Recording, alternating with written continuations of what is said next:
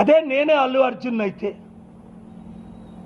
రేవతి చనిపోయిన అమ్మాయి 1,00,000 కోట్లు ఇచ్చినా తిరిగి నేను ఆ జీవితాన్ని తీసుకురాలేను. నన్ను క్షమించండి దయచేసి. రేవతి తండ్రి, రేవతి భర్త, రేవతి బంధువులు నన్ను క్షమించండి అని మొట్టమొదట మాట్లాడాలి. నేనే అల్లు అర్జున్ అయితే నాకు ఆ సినిమాకు 300 కోట్లు ఇచ్చారు. రేవతి కుటుంబానికి, రేవతి కొడుకు చనిపోతున్న కొడుకు హాస్పిటల్లో ఉన్నవాడికి ఆ 300 కోట్లు ఇచ్చేస్తున్నాను.